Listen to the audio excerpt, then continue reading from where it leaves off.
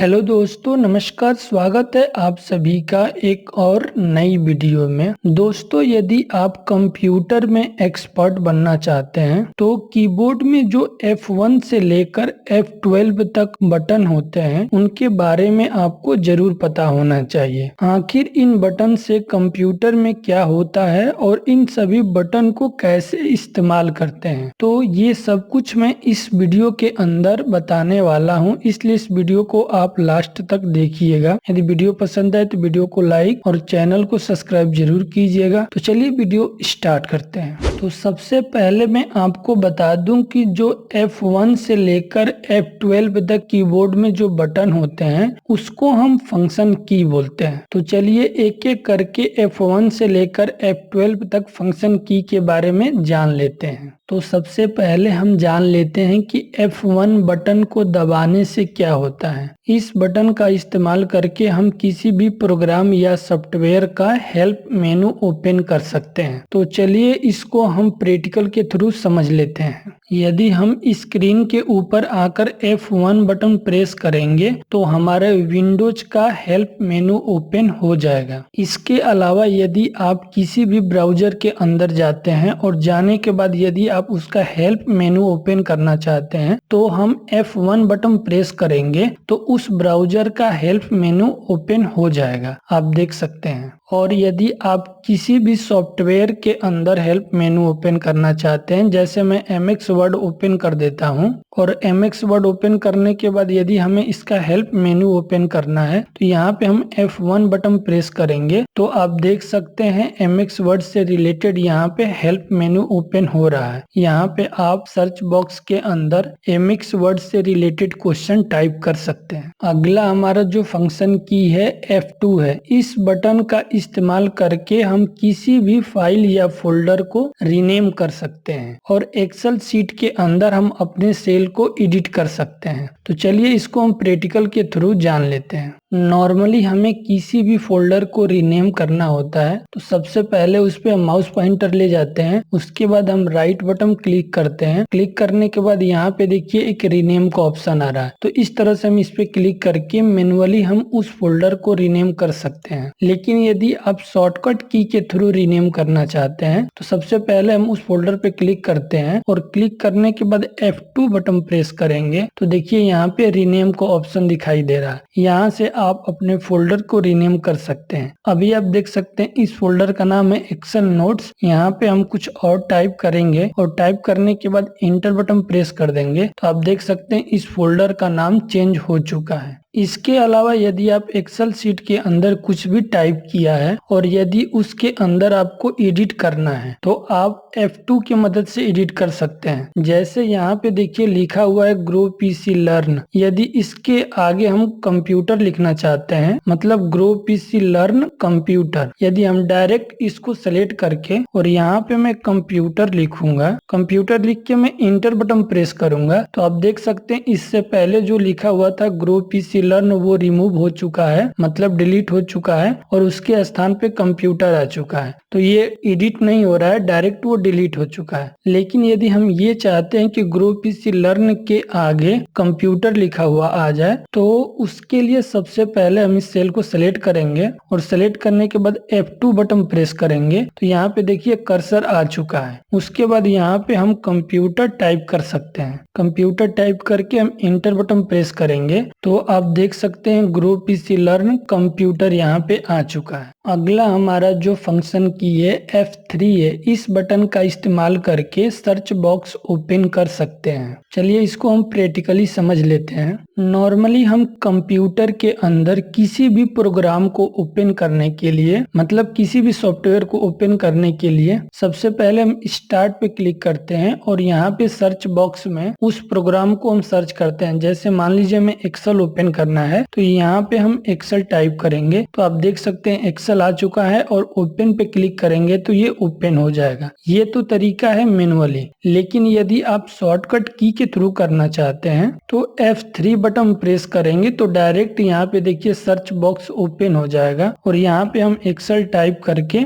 Direct हम open पे click करके ओपन कर सकते हैं। तो इस तरह से हम कंप्यूटर के अंदर कोई भी सॉफ्टवेयर दिया हो उसको डायरेक्ट सर्च बॉक्स के थ्रू सर्च करके हम ओपन कर सकते हैं। इसके अलावा आप किसी भी वेबसाइट के अंदर जाकर यदि आप कुछ भी सर्च करना चाहते हैं तो वहाँ पे भी आप F3 बटन प्रेस करेंगे तो देखिए यहाँ पे सर्च बॉक्स आ जाएगा और यदि हमें कुछ भी सर्च करना है इस पेज के ऊपर तो यहाँ पे हम टाइप करके सर्च कर सकते हैं। जैसे मैं यहाँ पे स्मार्ट लिख रहा हूँ तो आप देख सकते हैं स्मार्ट से रिलेटेड जो भी वर्ड लिखा हुआ है यहाँ पे देखिए हाईलाइट हो चुका है। तो इस तरह से आप F3 बटन का यूज कर सकते हैं सर्च बॉक्स के लिए। अगला हमारा जो फंक्शन की है F4 है। डायरेक्ट F4 की का कंप्यूटर के अंदर कोई भी यूज नहीं होता है, लेकिन यदि आप अल्ट के साथ F4 बटन प्रेस करते हैं तो कंप्यूटर के अंदर कोई भी एप्लीकेशन ओपन है तो उसको आप डायरेक्ट क्लोज कर सकते हैं अल्ट के साथ F4 बटन प्रेस करने से। दूसरा काम इसका ये होता है कि कंप्यूटर या लैपटॉप को शट डाउन या रिस्टार्ट करना है तो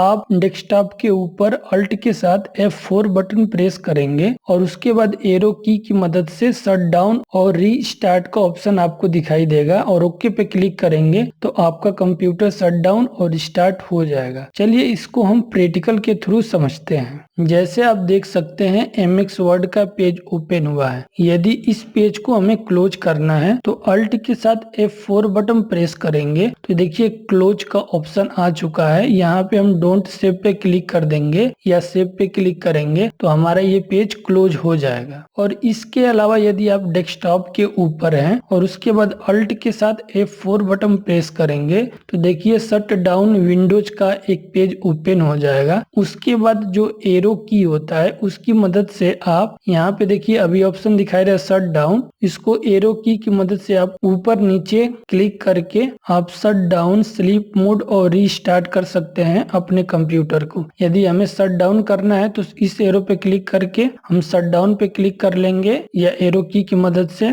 उसके बाद हम ओके पे क्लिक करेंगे तो आपका कंप्यूटर शट डाउन हो जाएगा। अगला हमारा जो फंक्शन की है F5 है। इस बटन का इस्तेमाल करके हम अपने कंप्यूटर या लैपटॉप को रिफ्रेश कर सकते हैं और दूसरा काम इसका ये होता है कि आप वेब पेज को रिलोड या रिफ्रेश कर सकते हैं। मतलब यदि आप कोई भी वेबसाइट ओपन किया है, यदि उसको आपको रिफ्रेश करना है या दोबारा से रिलोड करना है तो वहां पे हम F5 बटन प्रेस कर सकते हैं। और तीसरा काम इसका ये होता है कि पावर पॉइंट में स्लाइड शो स्टार्ट करना है तो वहां पे हम पावर पॉइंट के अंदर F5 बटन प्रेस करेंगे तो स्लाइड शो स्टार्ट हो जाएगा। चलिए इन तीनों को हम प्रैक्टिकल के थ्रू समझते हैं। नॉर्मली हमें अपने कंप्यूटर या लैपटॉप को रिफ्रेश करना होता है तो सबसे पहले माउस का राइट बटन क्लिक करते हैं और यहाँ पे देखिए रिफ्रेश का ऑप्शन दिखाई दे रहा है, इस पे हम क्लिक करते हैं तो हमारा कंप्यूटर रिफ्रेश हो जाता है। लेकिन यदि आप शॉर्टकट की के थ्रू करना चाहते हैं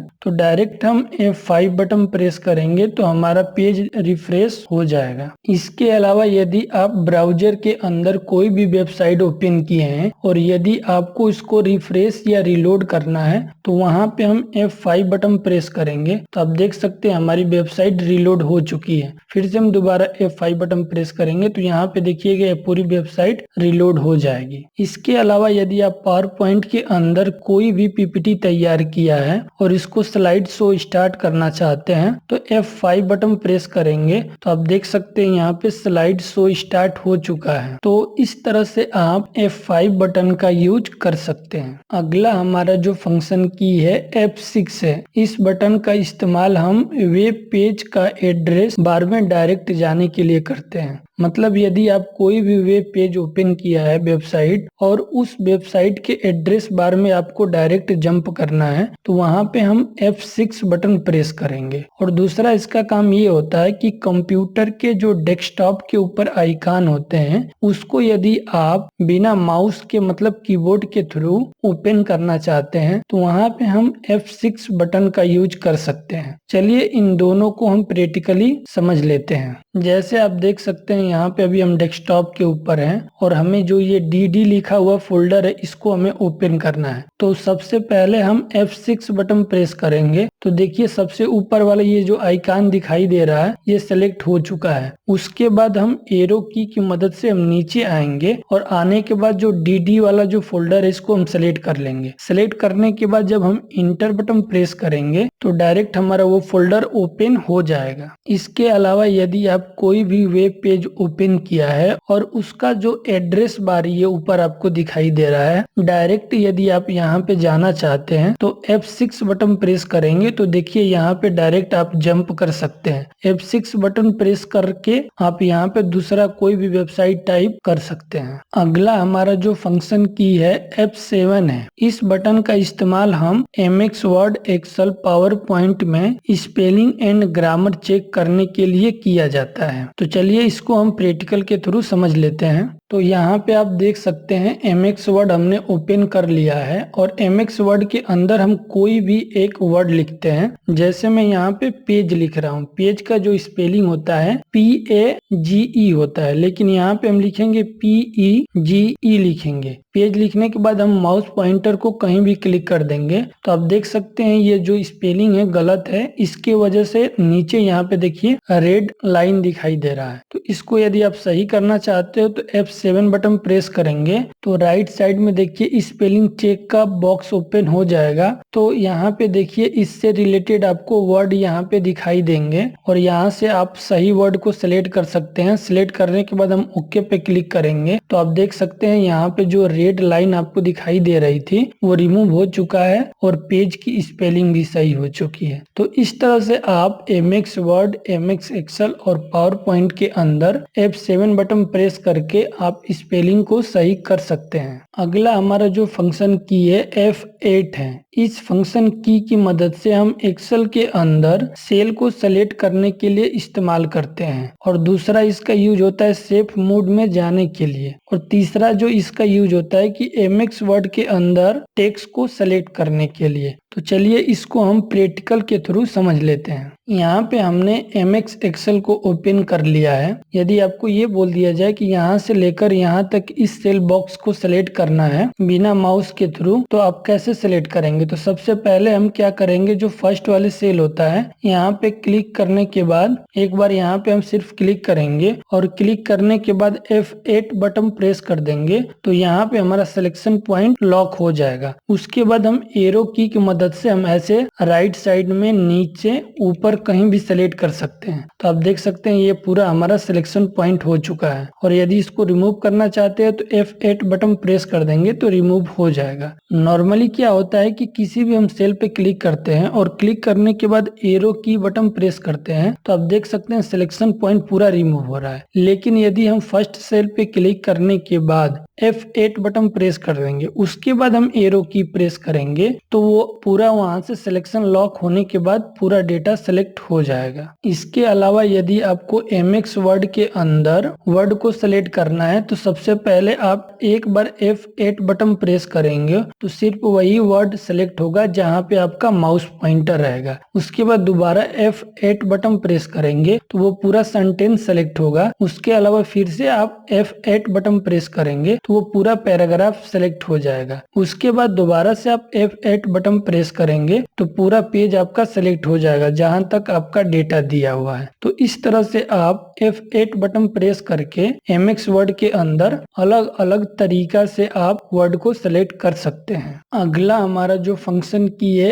F9 है। F9 का इस्तेमाल करके हम एक्सेल के अंदर शो कैलकुलेशन कर सकते हैं। मतलब F9 बटन प्रेस करके जो हम फॉर्मूला यूज करते हैं एक्सेल के अंदर उसका कैलकुलेशन देख सकते हैं और डेटा के अंदर अपने फॉर्मूला को अपडेट कर सकते हैं। चलिए इसको हम प्रैक्टिकल के थ्रू समझते हैं। यहाँ पे आप देख सकते हैं हमने MX एक्सेल ओपन कर लिया है और MX एक्सेल के अंदर हमें इस डेटा को पूरा ऐड करना है। तो नॉर्मली ऐड करने के लिए क्या होता है कि सबसे पहले हम नीचे वाले सेल को सिलेक्ट करते हैं और यहाँ पे हम इक्वल टू प्रेस करेंगे और सम टाइप करेंगे और टाइप बटन प्रेस कर देंगे तो सम फॉर्मूला एक्टिव हो जाएगा। जाएगा। उसके बाद हम पूरे डेटा को सिलेक्ट करके ब्रैकेट को क्लोज करके जब हम इंटर बटन प्रेस करेंगे तो देख सकते हैं ये पूरा अमाउंट ऐड हो चुका है। यदि हम इस पूरे डेटा के अंदर कोई भी डेटा यदि चेंज करेंगे तो ये जो टोटल अमाउंट है ये भी चेंज हो जाएगा। जैसे यहाँ पे आप देख सकते हैं 20 लिखा हुआ है और यहाँ पे मैं 200 टाइप करता हूँ और उसके बाद मैं इंटर प्रेस करूंगा या बाहर कहीं भी क्लिक करूंगा तो आप देख सकते हैं टोटल अमाउंट चेंज हो चुका है। लेकिन यदि हम इस डेटा को मैन्युअली ऐड करेंगे तो क्या होगा, चलिए जान लेते हैं। तो इसके लिए सबसे पहले हम फॉर्मूला टैब के अंदर जाएंगे और राइट साइड में देखिए कैलकुलेशन ऑप्शन दिखाई दे रहा है। इस एरो पे क्लिक करेंगे और मैनुअल पे क्लिक करेंगे। मैनुअल पे क्लिक करने के बाद इक्वल टू प्रेस करेंगे और यहाँ पे लिखेंगे सम और टैब बटन प्रेस कर देंगे, ये फॉर्मूला एक्टिव हो जाएगा। फिर से हम डेटा को पूरा सिलेक्ट करेंगे और ब्रैकेट को क्लोज करके इंटर बटन प्रेस करेंगे तो देखिए यहाँ भी टोटल आ चुका है। लेकिन यहाँ पे देखिए 21 लिखा हुआ है, यहाँ पे हम 200 टाइप करेंगे और टाइप करने के बाद हम बाहर क्लिक करेंगे या इंटर बटन प्रेस करेंगे तो आप देख सकते हैं जो टोटल अमाउंट है ये चेंज नहीं हुआ है। इसको अपडेट करने के लिए हम यहाँ पे F9 बटन प्रेस करते हैं। जैसे मैंने इस सेल को सिलेक्ट कर लिया और F9 बटन प्रेस करूंगा तो देखिएगा ये डेटा चेंज हो जाएगा। देखिए मैंने F9 बटन प्रेस किया तो इसका पूरा टोटल अमाउंट चेंज हो गया। इस तरह से आप एक्सेल के अंदर F9 बटन प्रेस करके अपने डेटा को अपडेट कर सकते हैं। अगला हमारा जो फंक्शन की है F10 है। F10 की मदद से MX Word, Excel, PowerPoint में ओपन शॉर्टकट मेनू ओपन कर सकते हैं। और यदि आप शिफ्ट के साथ F10 बटन प्रेस करेंगे तो राइट क्लिक ऑप्शन आपका ओपन हो जाएगा। मतलब डेस्कटॉप के ऊपर जब माउस पॉइंटर का हम राइट बटन प्रेस करते हैं तो जो आपको ऑप्शन दिखाई देता है, शिफ्ट के साथ F10 बटन प्रेस करेंगे तो वो सारे ऑप्शन आपको दिखाई देंगे। चलिए इसको प्रैक्टिकल के थ्रू समझ लेते हैं। जैसे मैंने यहाँ पे MX वर्ड ओपन कर लिया है और मेनू बार का यदि हमें शॉर्टकट की शो कराना है तो यहाँ पे हम F10 बटन प्रेस करेंगे तो आप देख सकते हैं ऊपर जितने भी यहाँ पे टैब आपको दिखाई दे रहे हैं उनका यहाँ पे शॉर्टकट की दिखाई दे रहा है। यदि हमें इंसर्ट टैब के अंदर जाना है तो देखिए यहाँ पे दिखा रहा है कि आप N प्रेस कर सकते हैं। तो यहाँ पे देखिए जैसे ही मैं N बटन प्रेस करूंगा तो हम इंसर्ट टैब के अंदर आ चुके हैं। अब इंसर्ट टैब के अंदर उससे रिलेटेड आपको शॉर्टकट की दिखाई दे रहा है। जैसे आपको पिक्चर इंसर्ट कराना है तो P बटन प्रेस कर सकते हैं। तो यहाँ पे हम P बटन प्रेस करेंगे तो पिक्चर वाले ऑप्शन के अंदर जा सकते हैं। इसके अलावा यदि आपको डेस्कटॉप के ऊपर माउस का राइट बटन क्लिक करने से जो ऑप्शन आपको दिखाई दे रहा है, यदि इसको आपको शॉर्टकट की के थ्रू देखना है तो हम शिफ्ट के साथ F10 बटन प्रेस करेंगे तो आप देख सकते हैं वो सारे ऑप्शन आपको यहाँ पे दिखाई दे रहे हैं। यदि आपको रिफ्रेश करना है तो यहाँ पे देखिए दिखाई दे रहा है कि E बटन प्रेस करेंगे तो रिफ्रेश हो जाएगा। अगला हमारा जो फंक्शन की है F11 है। इस फंक्शन की का यूज हम फुल स्क्रीन के लिए करते हैं। जैसे आप कोई भी ब्राउजर ओपन कर लेते हैं या सॉफ्टवेयर, जैसे आप VLC प्लेयर के अंदर कोई मूवी देख रहे हैं या ब्राउजिंग कर रहे हैं तो उसको फुल स्क्रीन करने के लिए हम F11 बटन का यूज करते हैं। चलिए इसको प्रैक्टिकल के थ्रू समझ लेते हैं। जैसे कि आप देख सकते हैं अभी हमारा क्रोम ब्राउजर ओपन हुआ है। यदि इसको फुल स्क्रीन करना है तो F11 बटन प्रेस करेंगे तो देखिए फुल स्क्रीन हो चुका है। और उसके बाद यदि आपको पहले वाले साइज में दोबारा जाना है तो दोबारा से आप F11 बटन प्रेस करेंगे तो पहले वाले साइज में आ सकते हैं। अगला हमारा जो फंक्शन की है F12 है। F12 की मदद से हम MX Word, Excel, PowerPoint के अंदर सेव की गई फाइल को दोबारा सेव कर सकते हैं। चलिए इसको प्रैक्टिकल के थ्रू समझ लेते हैं। जैसे आप देख सकते हैं ये पेज हमने MX एक्सेल के अंदर ओपन कर लिया है और ये पेज मैंने बुक 1 के नाम से सेव किया है। यदि इसको किसी दूसरे जगह पे यदि हमें सेव करना है तो वहाँ पे हम सेव एज ऑप्शन का यूज करते हैं। यदि शॉर्टकट की के थ्रू करना चाहते हैं तो यहाँ पे हम F12 बटन प्रेस करेंगे तो आप देख सकते हैं सेव एज का ऑप्शन आ चुका है। यहाँ से आप अपना पाथ सेलेक्ट कर सकते हैं। जैसे अभी हमें डेस्कटॉप के ऊपर सेव करना है तो हम डेस्कटॉप पे क्लिक करेंगे और यहाँ से रीनेम करके सेव पे क्लिक कर देंगे तो ये पेज हमारा डेस्कटॉप के ऊपर सेव हो जाएगा। दोस्तों आशा करता हूँ कि हमारे द्वारा दी गई जानकारी आपको अच्छी लगी हो। यदि वीडियो पसंद आई तो वीडियो को लाइक और चैनल को सब्सक्राइब जरूर कीजिएगा। Thank you for watching this video.